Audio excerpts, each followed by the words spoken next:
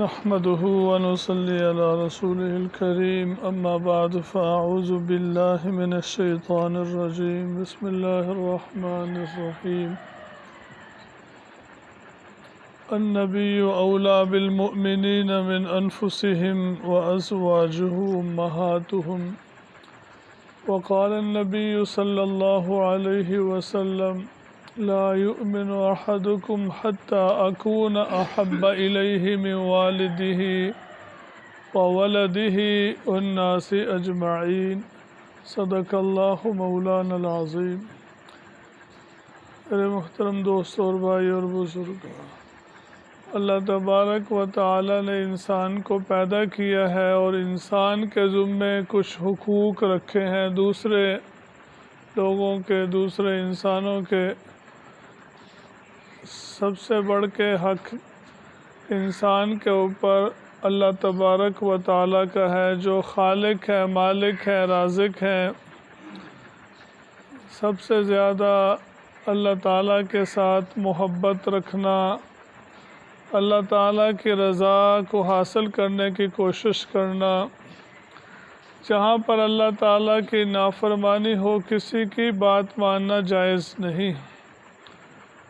اللہ تبارک و تعالیٰ کے بعد سب سے زیادہ حق ہمارے اوپر، انسانوں کے اوپر، خاتم النبیین حضرت محمد صلی اللہ علیہ وسلم کا حق ہے۔ اللہ تبارک و تعالیٰ نے اس کو قرآن پاک میں بیان فرمایا، النبی اولیٰ بالمؤمنین من انفسہم، کہ نبی کا حق مومنین کے اوپر ان کی جانوں سے بھی زیادہ ہے۔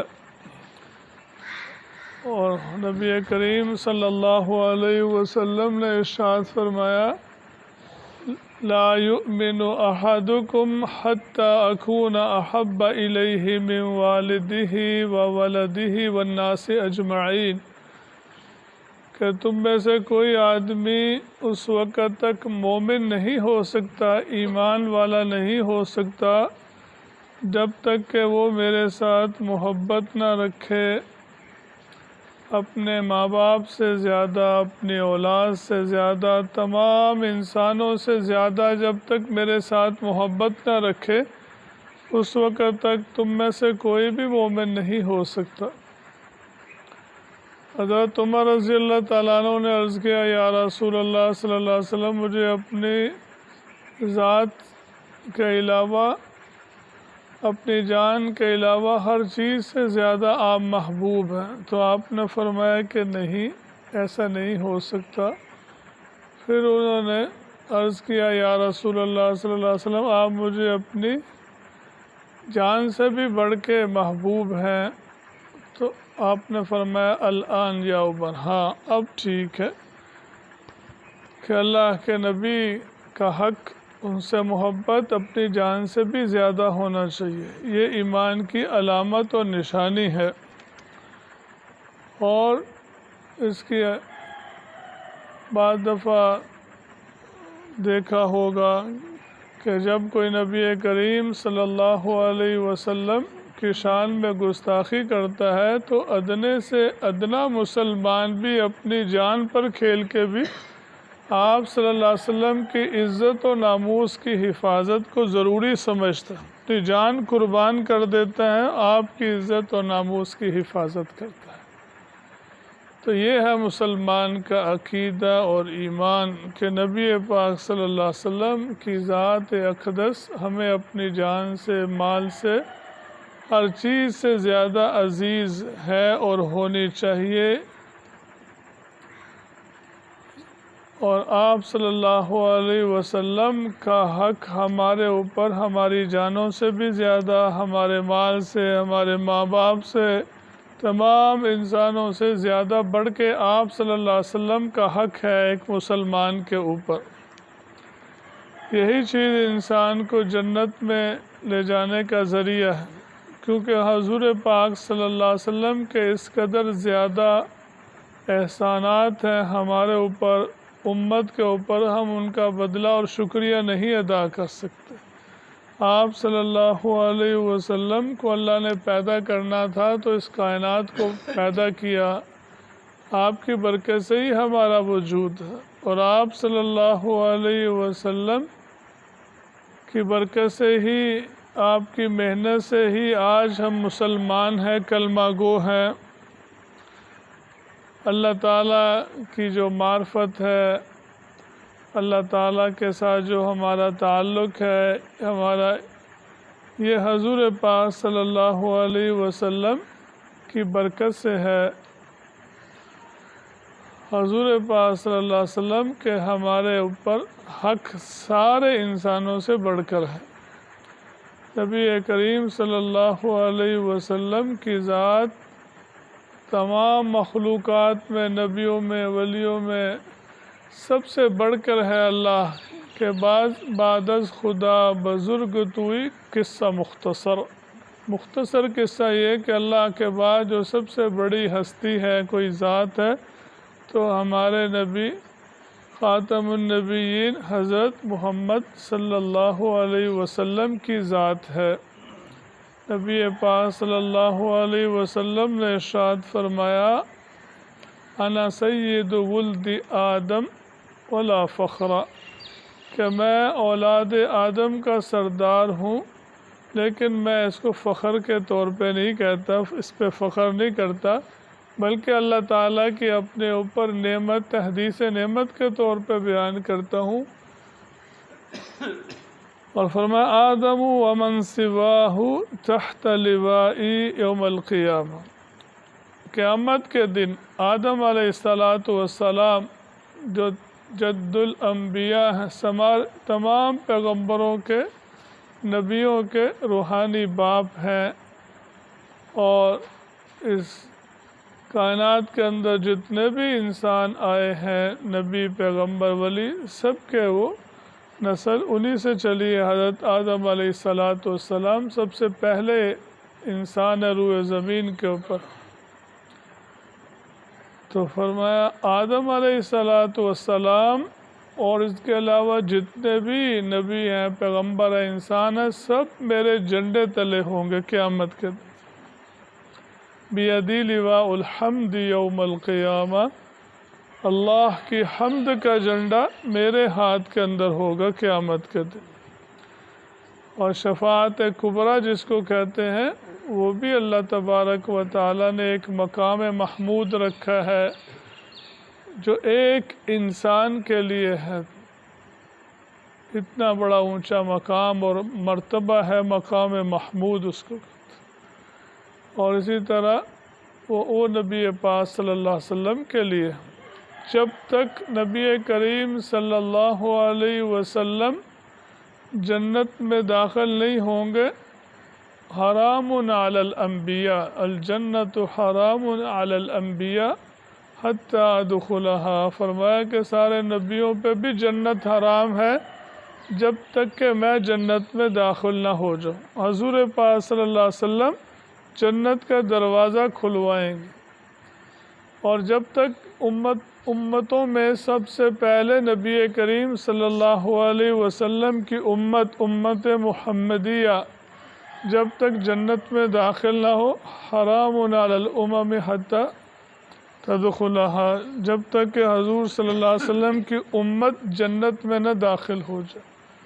سارے نبیوں کی امتیں ملا کے جنت میں جانے والوں کی صفیں ہوں گی 120، اور اس میں سے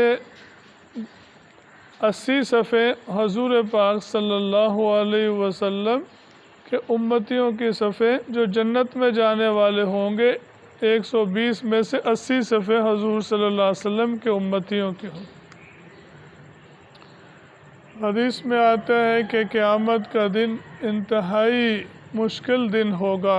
میدان حشر کے اندر گرمی، اولین آخرین سب جمع ہوں گے، انتہائی گرمی ہوگی، بغیر کپڑوں کے ننگے پریشان پھریں گے،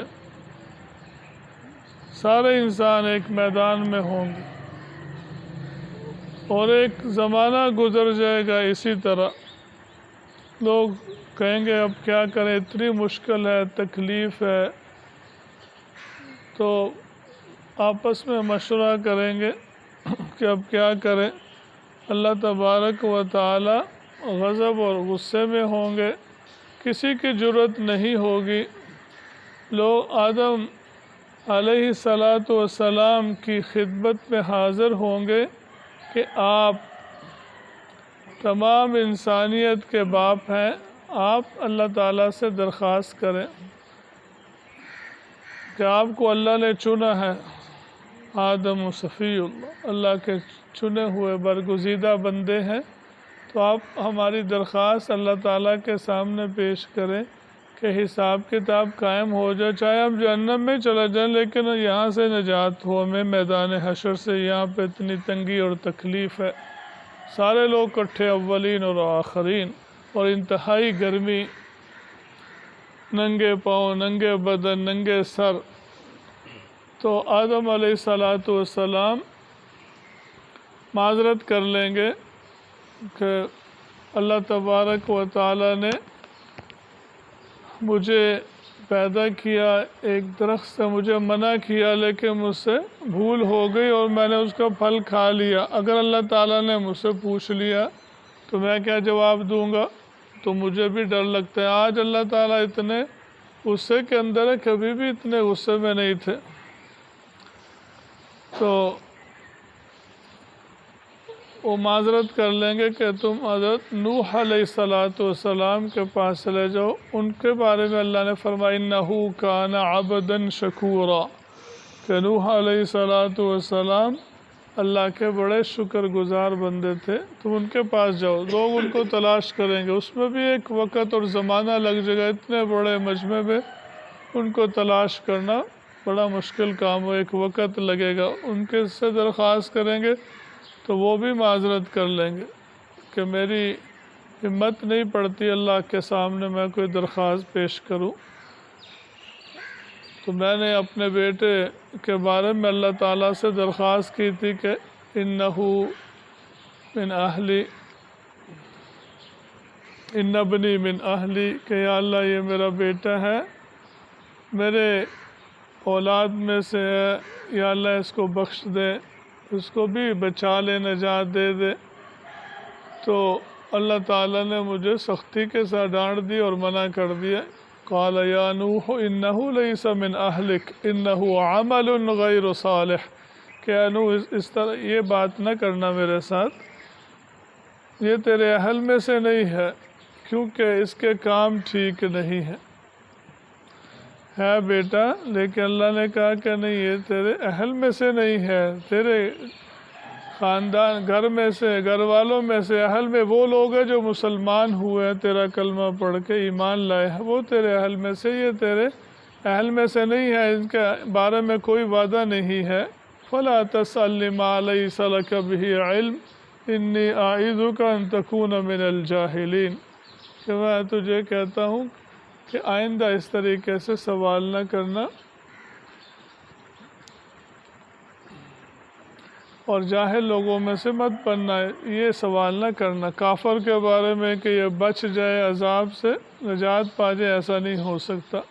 تو مجھے ڈر ہے اللہ سے کہ کہیں اللہ تعالیٰ نے مجھ سے پوچھ لیا تو میں کیا جواب دوں گا۔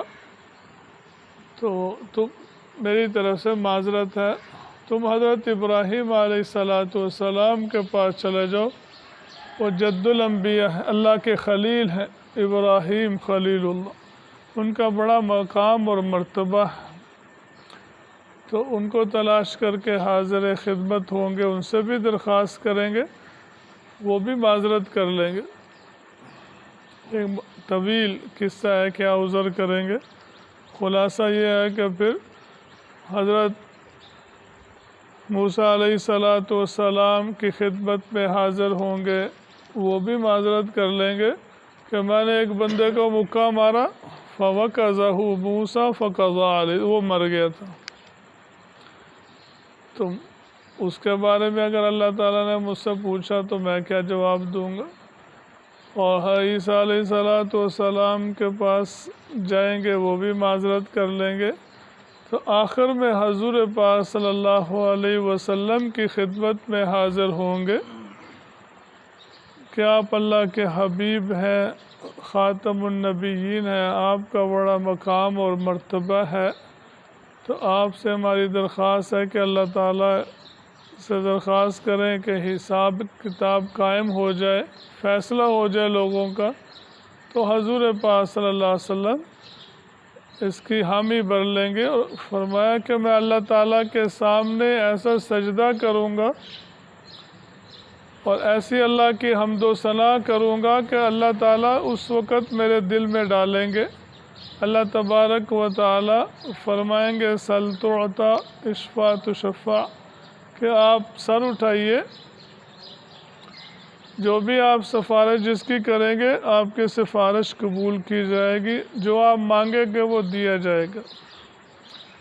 تو حضور پاک صلی اللہ علیہ وسلم لوگوں کے حساب کتاب قائم ہونے کی درخواست کریں گے تو حساب کتاب قائم ہوگا اور سارے انسانوں کے اوپر احسان ہوگا، ان کی جان چھوٹے گی۔ اس کو کہتے ہیں شفاعت کبریٰ، بڑی شفاعت، یہ سارے انسانیت کے حق کے اندر ہوگی۔ تو یہ بھی اللہ تعالیٰ نے آپ صلی اللہ علیہ وسلم کو مقام اور مرتبہ عطا فرمایا۔ تو فرمایا کہ جو میرے لیے دعا کرے گا اذان کے بعد آت محمدا الوسیلۃ والفضیلۃ وابعثہ مقاما محمودا الذی وعدتہ انک لا تخلف المیعاد، جو میرے لیے اس مقام محمود کی دعا کرے گا اس کے لیے میں شفاعت کروں گا قیامت کے دن، اس لیے اذان کے بعد یہ دعا پڑھنی چاہیے۔ تو خلاصہ کلام کا آج کا درس یہ ہے کہ تمام کائنات کے اندر اللہ تعالیٰ کی ذات کے بعد سب سے جو بزرگ ذات ہے وہ نبی پاک صلی اللہ علیہ وسلم کی ذات۔ ہمارے اوپر اللہ کے بعد سب سے بڑھ کے جو حق ہے وہ نبی کریم صلی اللہ علیہ وسلم کی ذات اقدس کا ہے۔ ہم آپ کے ایک احسان کا بھی بدلہ نہیں دے سکتے، تو اس کا تقاضا یہ ہے کہ ہم حضور پاک صلی اللہ علیہ وسلم کی عزت اور حرمت کا پاس کریں۔ صحابہ رضی اللہ تعالیٰ عنہم آپ کی شان میں کوئی گستاخی کرتا تھا اس کو زندہ نہیں چھوڑتے تھے، بلکہ حضور صلی اللہ علیہ وسلم خود حکم فرماتے تھے۔ بہت سے یہودیوں نے، احادیث میں آتا ہے بخاری شریف میں، جنہوں نے حضور صلی اللہ علیہ وسلم کو اذیت پہنچائی، تنگ کیا، آپ کی مذمت کی، برا بھلا کہا، حضور صلی اللہ علیہ وسلم نے صحابہ کرام کو حکم فرمایا، ان کو بالکل ختم کر دیا۔ نبی کی توہین، اذیت، یہ سب سے بڑا جرم ہے اور گناہ ہے۔ سب سے زیادہ گناہ اور عذاب اس کو ہوگا جو نبی کو اذیت دیتا ہے۔ تو اس وقت ہم پہ فرض ہے کہ ہم حضور پاک صلی اللہ علیہ وسلم کی محبت کا تقاضا یہ ہے کہ آپ کی ناموس، عزت اور حرمت کا حفاظت کریں، آپ کی ختم نبوت کا تحفظ کریں جہاں بھی ضرورت پیش آئے۔ اس وقت بڑے فتنے ہیں، ایک قادیانیوں کا فتنہ ایک بہت بڑا فتنہ ہے، جو حضور پاک صلی اللہ علیہ وسلم کی ختم نبوت کے باغی ہیں اور دشمن ہیں اور طرح طرح کی توہین کرتے ہیں اور اسلام کے، مسلمانوں کے، دین کے، ملک پاکستان کے دشمن ہیں، سازشیں کرتے رہتے ہیں۔ یہود و نصارہ ان کی پشت پناہی کرتے ہیں، لندن کے اندر بیٹھ کے اپنی نشریات کرتے ہیں، مسلمانوں کا کلمہ، نماز اور مسلمانوں کا نام استعمال کر کے لوگوں کو دھوکہ دیتے ہیں کہ ہم مسلمان ہیں۔ مسلمانوں کو کہتے ہیں یہ سارے کافر ہیں، بلکہ ان کی کتابوں میں لکھا ہے کہ جو مرزا قادیانی کو نبی نہیں مانتا سب کافر ہیں اور کنجریوں کی اولاد ہیں۔ یہ سب سے بڑے کافر ہیں کائنات کے اندر، جتنے بھی یہودی ہیں، عیسائی ہیں، ہندو ہیں، سب سے بڑھ کے کافر قادیانی ہیں۔ اس کی وجہ یہ ہے کہ قادیانی اپنے آپ کو مسلمان کہتے ہیں اور مسلمانوں کو کافر کہتے ہیں۔ کوئی بھی کافر، ہندو ہو، سکھ ہو، عیسائی ہو، یہودی ہو، کوئی بھی اپنے آپ کو مسلمان نہیں کہلاتا، مسلمانوں کا لیبل استعمال نہیں کرتا، مسلمانوں کو کافر نہیں کہتا۔ ہندو ہو، سکھ ہو، عیسائی، وہ کہے گا تم مسلمان ہو، ہم ہندو ہیں، سکھ ہیں، عیسائی ہیں، ان کے اپنے نظریات ہیں، خیالات ہیں، عبادت گاہیں ہیں۔ یہ قادیانی مسلمان سادہ لوگ ان کو لالچ دے کے پیسوں کی، عورت کی، باہر کے ملک بھجوانے کی ان کو دھوکہ دیتے ہیں کہ ہم کلمہ پڑھتے ہیں، ہم قرآن پڑھتے ہیں، بڑے اچھے اخلاق سے لوگوں سے پیش آتے ہیں، تو اصل مسلمان تو ہم ہیں، ہمیں لوگ پتہ نہیں کیوں کافر کہتے ہیں۔ قریب ہی رانا ٹاؤن میں کچھ ایک قادیانی تھا، لوگوں کو کہتا مجھے بتلاؤ ہم سے کیوں بات نہیں کرتے؟ یہ مسلمانوں کا عقیدہ ہے بالاتفاق۔ تمام علماء کرام، مفتیان کرام فرماتے ہیں کہ کسی مسلمان کے لیے جائز نہیں ہے کہ حضور پاک صلی اللہ علیہ وسلم کے دشمنوں کے ساتھ کسی طرح کا بھی تعلق رکھے، لین دین رکھے، رشتہ داری رکھے، ان کے ساتھ حسن سلوک کرے۔ یہ کسی مسلمان کے لیے بھی جائز نہیں ہے کہ کسی اپنے باپ کے دشمن کے ساتھ کوئی یاری لگا لے تو کہیں گے یہ بہت ہی بے غیرت ہے، یہ اس کے باپ کے دشمن ہے، یا انہی کی دکان سے سودا لیتا ہے، ان کے ساتھ اس نے دوستی لگائی اپنے باپ کے دشمنوں کے ساتھ، یہ بڑی بے غیرت اولاد۔ تو جو ہمارے نبی پاک صلی اللہ علیہ وسلم، ہمارے ماں باپ آپ پہ قربان ہو، آپ کا مقام مرتبہ ہمارے نزدیک اپنے ماں باپ سے بھی اپنی جانوں سب سے زیادہ، تو جو حضور پاک صلی اللہ علیہ وسلم کی ختم نبوت کے باغی ہوں، دشمن ہوں، منکر ہوں، ان کے ساتھ دوستی لگانا، ان کے ساتھ تعلق، رشتہ داری رکھنا، یہ قطعاً ناجائز اور حرام ہے بالاتفاق تمام علماء کرام کا۔ یہ سادہ لوگ مسلمانوں کو دھوکہ دیتے ہیں اور ان کا ایمان کے اوپر ڈاکہ ڈالتے ہیں۔ تو یہود و نصارہ ان کی پشت پناہی کرتے ہیں، موجودہ حکمران بدقسمتی سے وہ بھی ان کو سپورٹ کرتے ہیں۔ تو یہ ملک کے آئین اور قانون کو بھی تسلیم نہیں کرتے۔ ہمارے ملک پاکستان کا آئین، قانون، دستور یہ کہتا ہے کہ قادیانی غیر مسلم ہے، اقلیت ہے، یہ قانون ہے کہ وہ مسلمانوں کی کوئی چیز بھی اسلامی استعمال نہیں کر سکتے، نہ مسجد بنا سکتے ہیں، نہ مسلمانوں کا کلمہ قرآن استعمال کر سکتے ہیں، نہ اپنے آپ کو مسلمان ظاہر کر سکتے۔ تو وہ قادیانی یہ کہتا تھا مجھے بتاؤ میں کیوں کافر کہتا ہوں؟ ہم نے کہا ٹھیک ہے آ جاؤ، ان کو مسجد میں بلا لیا اور محلے والوں کو بھی جمع کر لیا، اور ایک ہمارے دوست ہیں پہلے وہ قادیانی تھے اور مرزا غلام احمد قادیانی کے رشتہ داروں میں سے ہیں، اللہ نے ان کو اسلام کی توفیق عطا فرمائی، مسلمان ہونے کی، ان کو بلایا۔ اس نے قادیانیوں کی کتابوں سے، مرزا کی کتابوں سے ان کے کفریات اور جھوٹ کو اس کے سامنے پیش کیا، یہ تمہاری کتابیں ہیں، اس میں یہ لکھا ہے اور یہ کفر ہے، تم اس کا جواب دو۔ اس کے پاس کسی بات کا کوئی بھی جواب نہیں تھا، کہتا بس ہم نے اس کو بڑا مانا، جو کہتا ٹھیک ہے۔ ہم نے کہا تم کہتے تھے ہمیں بتاؤ ہمیں کیوں کافر کا، آپ تمہیں بتا رہے ہیں، تم کوئی جواب دو۔ اس کے پاس کوئی بھی جواب نہیں تھا۔ تو ایسے جھوٹے ہیں اور دھوکے باز ہیں۔